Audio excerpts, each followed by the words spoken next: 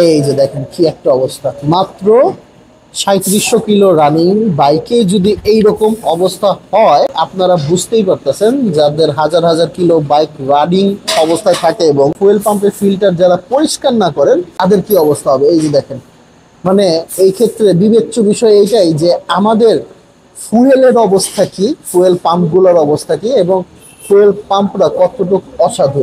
আসলে এইগুলা নিয়ে আমরা বাইকাররা কথা বলি না এবং এইগুলা নিয়ে আমরা বাইকাররা সচেতন হই না। কালা গাদ গাদ ভাই, গাদ, ইস, দেখেন গাদ, আল্লাহ মালিক, দেখেন একদম ফকফকা হয়ে গেছে। আর তখন কি পরিমাণ ময়লা ছিল। আচ্ছা, ফুয়েল পাম্প খোলা হইতেছে, যদিও বা ফুয়েল পাম্প খোলাটা খুব একটা প্রয়োজনীয় ছিল না, কারণ আমার বাইক ৩৫০০ থেকে ৩৬০০ কিলো রানিং। তবুও খুইলা ফুয়েল পাম্পের যে ফিল্টারটা আছে ওই ফিল্টারটা ওয়াশ করার চেষ্টা করব, কারণ ওই আমাদের বাংলাদেশের ফুয়েলের অবস্থা তো জানেনি কিরকম। তো ওই ফিল্টারটা বা ছাঁকনিটাতে ময়লা জমছে নাকি এটা আপনাদেরকে দেখানোর চেষ্টা করব, এবং মাত্র ৩৫০০ কিলো রানিং এর বাইকে কিরকম ময়লা জমে ওই ছাঁকনিতে, এটা আজকে দেখানোর চেষ্টা করব আপনাদেরকে। তো এটা হলো গিয়ে ফুয়েল পাম্প, এই ফুয়েল পাম্প খোলা হচ্ছে।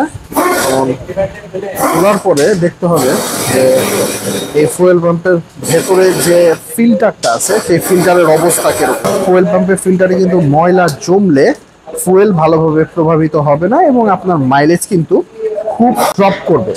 সো এই ফুয়েল পাম্পের যে ফিল্টারগুলো আছে সেটা খুব যত্ন সহকারে পরিষ্কার করার চেষ্টা করবেন, টাইম টু টাইম এটা মানে চেক আপে রাখবেন।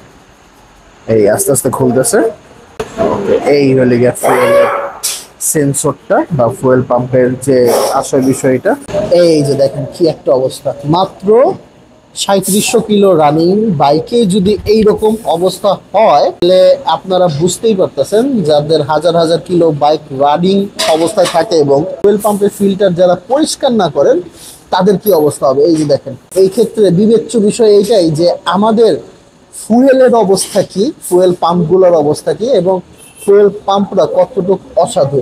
আসলে এইগুলা নিয়ে আমরা বাইকাররা কথা বলি না এবং এইগুলা নিয়ে আমরা বাইকাররা সচেতন হই না। জায়গায় জায়গায় যদি এইগুলা নিয়ে কথা হইতো এবং সচেতন হইতো, অনেক আগেই আমাদের বাইক কমিউনিটির মানুষগুলোও ভালো হয়ে যেত।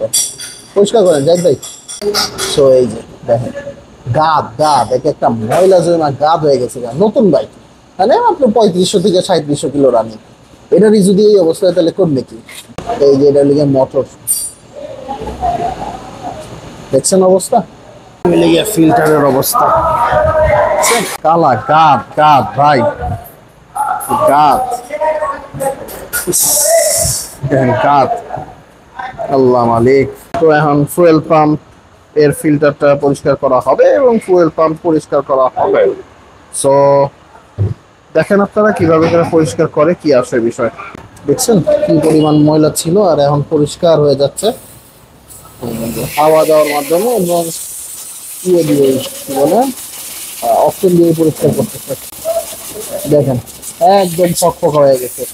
আর তখন কি পরিমাণ ময়লা ছিল, মানে বুঝে নাল অবস্থা। মানে মাত্র ৩৭০০ কিলো রানিং বাইকে যদি এই অবস্থা থাকে, তাহলে আপনারা যারা হাজার হাজার কিলোমিটার রাইড করতেছেন এবং ফুয়েল পাম্প পরিষ্কার করতেছেন না, আবার বলতেছেন যে মাইলেজ কম দিচ্ছে বাইকে, আপনারা একটুখানি ফুয়েল পাম্পের ফিল্টারগুলো একটুখানি পরিষ্কার করার ব্যবস্থা করেন দয়া করে প্লিজ, নাইলে কিন্তু সমস্যা রয়ে যাবে। আপনার বাইকের মাইলেজ কিন্তু বাড়বে না।